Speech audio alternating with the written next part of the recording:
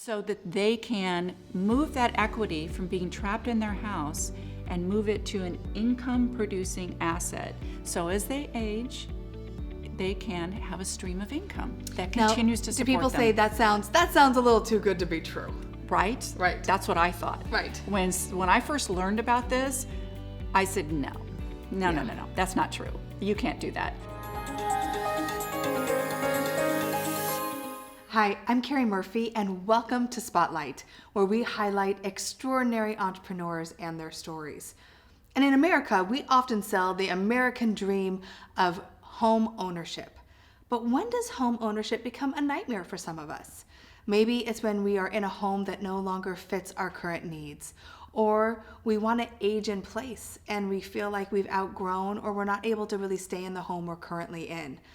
Well, when I sat down with Carol Glover and learned about her background with 30 years as a real estate attorney and a real estate broker with some really cutting edge news for you, I had to sit down and bring her to you to share what she does and how she does it and her amazing story behind it. Carol, thank you so much for joining me today. Thanks for having me. You know, you brought to light truly something that I didn't really know was an issue for so many people, which is finding themselves in a place where they feel stuck. In a home. They're so proud, right? Like they bought the home, they have this home, and now they're feeling like I feel stuck here. I don't know what to do from here. So before you give us a solution to that, tell us a little bit about you and your background in real estate. Sure. I started a long time ago with my love for real estate. Actually, I grew up with my mom and dad, and they started right after World War II.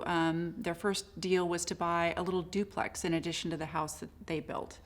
And they started fixing it up and polishing it up, and they were the original flippers. And before it was on HGTV. That's right. Yeah. That's right. And just little local people that were doing their thing. But that what occurred to them and what happened was that this neighbor kept coming over and saying, I want that house. I want that duplex. And they said, no, it's not for sale. And he persisted like 5 times. And they finally sold it to him because the price kept going up every time he offered. And so it was a light bulb for them. And they started on a lifetime of buying, investing, fixing, and adjusting their portfolio. They truly live the American dream of buy, build your equity, move up to the next property, and build your retirement. Yeah, on and Carol, real that estate. wasn't, like you said, that wasn't a part of like maybe the everyday experience. I feel like now people know to invest in property and to flip it, and hello, there's a show on every channel about it. Exactly. But as you said, they were the original flippers, and they were really being thought leaders and a little innovative with their investments at that time. Yeah, they just loved it, and they loved the taking this woebegone little piece of property that was really beleaguered and turning it into something that really provided a home for somebody and a nice investment for them. So it worked out. And I learned a lot from them. So I had an innate love of real estate, and I just carried that through to being a broker and then ultimately becoming a real estate attorney.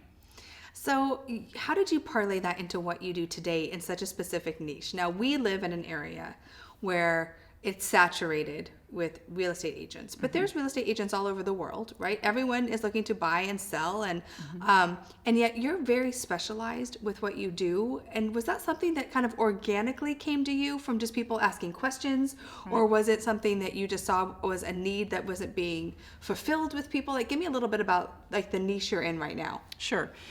It was a series of things. One, a lot of our clients are people who are looking at retirement. They probably bought their house 30 years ago, raised their kids, said goodbye to them, and they're off, and now they're in a home that doesn't meet their lifestyle. And we're lucky. We live in Southern California in an area much like San Francisco, New York, where we've had some very significant appreciation in these homes. Very significant. Yeah, Yes. Tremendous appreciation. Yes. And you know what? That's great. It's a blessing. It's a blessing. Right. We've been fortunate, and many of our clients have been very fortunate. But the question is, that is part of then your estate and part of what is going to sustain you when you finally do gear down and you want to, have a different lifestyle. And so we're helping people handle and get through how to handle that equity buildup and still have the lifestyle they want if, in fact, the house that they're in doesn't work for them anymore. Right, because Yeah. they feel like they can't sell it. Right. Because if they do, they're going to pay, Large capital gains. Yes, Absolutely. yes. Yeah. And so then they feel like they're stuck in this home that doesn't suit their needs anymore. And one of the things that you're so passionate about, and I love it because of your parents probably, is investing in rental properties. Right. Right, and getting that residual, ongoing, income to continue to build wealth for people. So this is one of the few situations where you can have your cake and eat it too. I mean, how often does that happen? Not enough. Okay, so tell me how that happens. Okay, all right. So most people, when they have a highly appreciated home, and I'll give a little example here. Okay, great. So let's say 20 years ago you bought your home, your family home, for $400,000. And over the years, you added to it, added a new kitchen, whatever. You added another $100,000 into it. So now that you have what's called your basis, your home, you have $500,000. Okay. And I'm telling you an example of a client that we have locally. So now the home, because of the explosion in the economy and just a lot of tech moving in and the Southern California properties increasing, this couple could sell their home right now for probably 2.2. 2.2. Right. A $500,000 investment. love Southern California. I know. Could Crazy, go right? for 2.2. And I know a lot of people in the country are like, that's just nuts. Insane. It is insane. But Right. but it just happens But to it be is it is what it real is. here. It Yeah. is what it is. And it's not only high property prices, the lifestyle is high here, and that's what is motivating a lot of people. It's like, I want to gear down a little bit. But the issue is if they just straight up sell and they pay capital gains, you've got the difference between a $500,000 basis, you sell it for 2.2, that means you have the capital gains delta. You get to exclude, if you're married, $500,000. But even if you apply that exclusion on that particular model, you could be writing a check to Uncle Sam from anywhere to $400,000. Now, that amount of money is a lot for people. It's a chunk. Even with that appreciation. Even with that appreciation, because what people could do is with that amount of money is actually you can take that and pay cash for a house or a condo in a place that's close to your kids or on that Sure. golf course or the little condo. If you want to travel, you just lock and leave it, right? There's Right. lots of opportunities out there to have movement. It also, if they could sell, it also frees up that inventory for the next buyer to come and buy that home. It keeps the market moving. Right. But they don't do it because they don't want to pay that capital gains. Now, And they've been told not to. They were told right? not They to. were told to stay. stay. Go ahead and stay because you'll just pay that big check to Uncle Right. Sam. But there's also another program which is called 1031 exchange, and people are familiar with 1031 exchanges because it's used in commercial property, and that for the growth of the commercial market and for the growth of businesses, long established that you could sell your commercial property, and instead of paying your capital gains today when you sell, you can move your gain to the next property. You reinvest it. You reinvest it. Right. You don't have to pay the piper, if you will. Right. Pay Uncle Sam. Deferred payment. Yeah. Yes. And until you finally dispose of that asset, long down the road.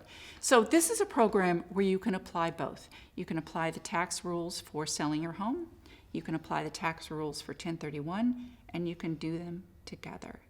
And so it allows you to take advantage of both tax structures. And for many of our clients, it's a method of buying that new next lifestyle home, Yeah. wherever they want to be, with the kids or on the golf course, and also buying a little investment property.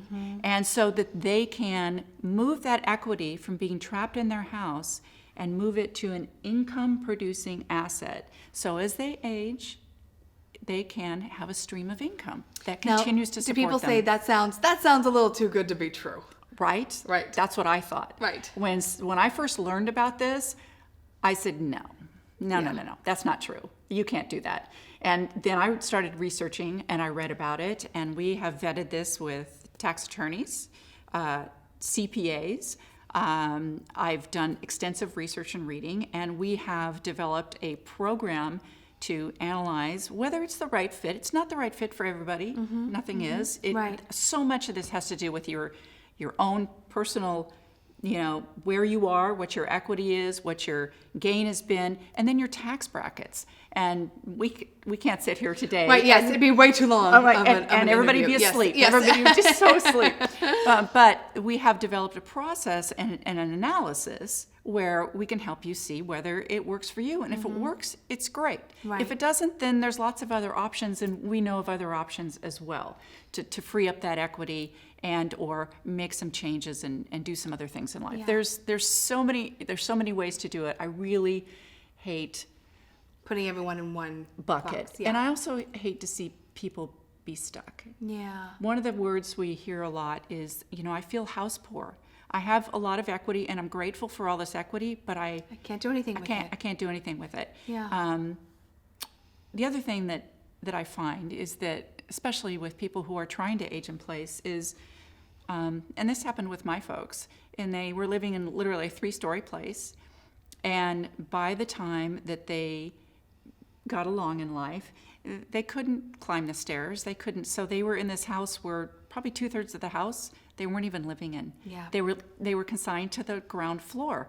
And because we thought they couldn't sell it because we didn't know about this method, they stayed there for probably longer than they should. And this is the federal program. So this isn't just if you're in California. No, this is anywhere IRS across the country. This is IRS guidelines. This is IRS regulations and guidelines that allows you, and actually the IRS has put forth formulas so you can, get the understanding of how to calculate this, and that's what we've done. And we do it. We translate this for our clients. Carol, if someone has a question and they don't live in California, can they still reach out to you Oh, yeah. to get an assessment and get answers and find out what's the best way for them to go about with Absolutely. the situation that they're in? Any tax situation is going to be, you have your federal taxes and then you have any state overlay of taxes. So I'm not a tax advisor. I understand the process, but we always work with advisors. So whether we're working with an advisor in the next town over or in Florida, it doesn't matter because we're relying on their advisors and our relationship and our understanding to make this happen. Yeah. What I love so much about you, Carol, is your heart to serve and getting people through these situations and your wealth of experience and knowledge. I'm sure you've seen a lot in real estate over the last 30 years. And so for someone who maybe isn't in that place where they're looking to age in place, I'm sure many of us have family members that we can, send them your way, or we're in that place right now. But for those people who are maybe looking to buy their first home, or they're asking themselves, gosh, with the economy and the way things are going, is it just better to rent right now? Do you have any advice that you can give people who are just starting to look into this pride that we have of home ownership? Absolutely. I am all for people getting on that escalator of home appreciation. And buying your first home is a phenomenal thing, and we love to help first-time home buyers. I would, and research all you want. The internet is an amazing place. 90% of the people start their research online. Yeah. I mean, the websites are phenomenal. Yeah. And Which just were not tools that we had even 10 years ago. Not even close. Yeah. Not even close. You can gain so much information. What concerns me is that many people choose a real estate professional, real estate advisor, based on somebody who pops up on the internet and they don't know much about them and they go ahead and utilize them, which is great. That's why we all advertise. I pay those dollars too. I do it. Those Google AdWords. That's right. Yes. That's right. But before you make a decision, before anybody makes a decision, interview 2 or 3 people. Honestly, we even have on our website questions. I was just going to ask you, what should they ask? Yeah, questions that. Can you give us a couple? Well, do you know the area? Real estate is so hyper local. You really need to choose somebody who really delves in your area. I live in Manhattan Beach. So in Manhattan Beach, you have $20 million houses on the Strand. 2 miles away, you're in the $500,000 condo area. Right. That is that is so much information and so much detail going on in that small amount of space. And it can change from block to block to block to block. So we hear about the stories where somebody tremendously overpaid because they were working with somebody who didn't know the territory. And that's one of the things. Really vet them on their territory, their knowledge of the business, their knowledge of financing, how to assess things. One of the things also that we provide is that I have a development business. The apple does not fall far from the tree. So yes, I'm a flipper. Yes. I have a development business. I can't not do it. It's in my blood. So what happens is we have the ability, because we've flipped over 179 houses now. Wow. So I can look at a property and I can walk through it, and it's kind of actually a challenge between my partner and I. We walk through, what would you change? What's your budget? And then we have a little contest to see who comes the closest. So if you're looking at a new home and you've never lifted a hammer or opened an electrical panel or looked at plumbing, we can be very helpful. Yes, that's an important person to have on your side. Yeah. And I feel like too, with the internet, I think that we make decisions based upon, what looks good. Maybe we commission, if we feel like we're going to pay a lesser commission, but that's not always going to bring the right person who knows that territory, who has that level of expertise. Right. Right. I mean, we have everything's so accessible right now, that we can search for anything. But I still feel like at the end of the day, finding that person who knows your area, who knows you, and really what you're looking for, is pivotal in making that right. It's a big financial investment in making the right investment. Right, it's huge. And there's a lot of talk lately about commissions and transparency, which there should be. Yeah. I don't, for a lot of that, I don't understand it. We've never been unclear what the commission is with our clients, and either what's the listing side or it's the buying side, how that whole thing works. And then so commissions, yes, we earn a commission. That's how I make a living. But on the other hand, there can be great value there. My partner years ago got called by a neighbor because the gentleman next door had passed away and his two sons were due to inherit a property. And so they had told him what the property next door had been appraised for. And the trustee, who was out of state, the trustee was working on selling the property next door. And they said, yeah, we're going to get $3 million for it. And the neighbor was like, holy cow. I thought that my property was worth a lot more than that, so he called my partner, had him over there. My partner assessed it at $4 million. Wow. $4 million. Talked to them about it, talked to the neighbors, met with them, left, came back with an offer of 4.5 with the commissions on top of it. What happened? Based on the trustee out of state wanting to save the commission, he signed a contract for exactly what the appraisal price was at $3 million. Wow. That's a 1.5 difference in value. Because that's significant. He didn't know the territory and he was trying to save the commission. He was trying to do the right thing for the estate. Right. Why pay that great commission or that big commission, when I have an appraised value and I know what the value is. But again, hyper local, knowing the values, and the commission can be worth, a lot in so many ways. Right. It can be a lot of money, but what was the loss there? Yeah, that was absolutely. that was a 1.2 million swing on that. Yeah. So I would go the other way. Yeah. So that's a rare story, but it's just the little things. And what I see from when I'm wearing my lawyer hat, I see the things that come down the road later because people have been in a hurry or they haven't used somebody that understands the issues. Right. And understands all the nuances. So we just try very hard to work with people holistically in the beginning, really understand what they want, need, they can afford, what's right for them, and whether they're buying or selling, make it happen. That's our tagline is making deals happen.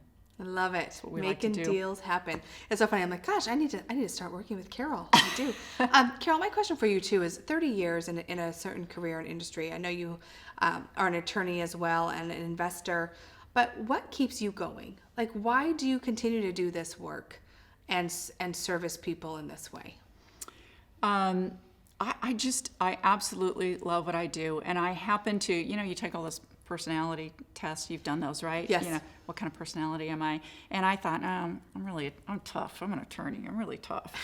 Honestly, I'm the softer side. My core is service and really enjoying helping people. That's a tremendous satisfaction to me. And I learned that many years ago when I started out in real estate. I wasn't a lawyer yet, and I sold investments. I sold limited partnership interests in big developments. And time after time, I would have couples come in, and some CPA said, well, you need to get some tax shelter there, so go invest in a property and go talk to Carol. She's a good gal. But they'd sit in front of me, and I'd explain the program and the pro forma, and I'd go through it with them, and they'd nod their head, and they'd take out their checkbook. Now, when you're in sales and somebody takes out their checkbook and says yes, what are you supposed to do? Smile and Let them write. let them write their check. And I did, because that was my duty as working for this developer. And they were all good investments. I knock on wood, all of them worked out. But it taught me something. I didn't like it. I wanted to be on the other side of the table with them, asking him, are you sure? Are you sure you understand this? Because this is a lot of money. A big deal. And I want you to be happy with this investment for a long time. And that's We what need more caused Carols in the world. We need more. It sounds sappy, but really No, it's what it doesn't at it's what all. caused me to go to law school. Yeah. Because I wanted to be on the other side of the table. Right. So Love it. anyway. Carol, thank you. So if someone is in this place where they're looking to buy a home, or they're just finding themselves in a place of flux with home ownership, or they're in this place where they've outgrown their home, how can you best support them, and what's the next step for them to take? The next step is for them to, honestly, the best way is to pick up the phone and call us. Pick up the what? I know. Pick up the phone. Pick up the phone. Yes. And call. I love a conversation, and I'm happy to speak to people about where they are.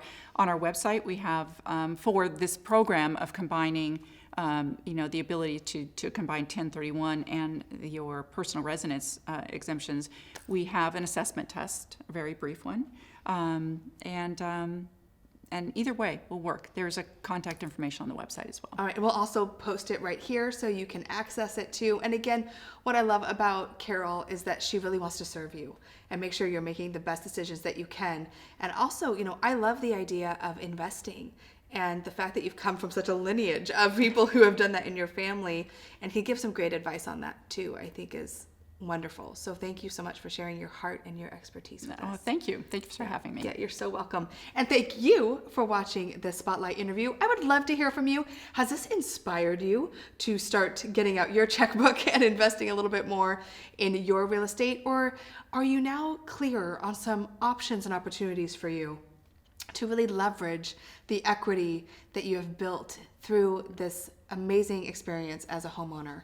Please reach out to Carol, post your comments below, take a moment and share this, because you never know who is stuck right now, who is looking for this level of expertise, and by you sharing it, you save someone's day. So thank you so much for watching, and remember to keep dreaming it, living it, and being it. Until next time.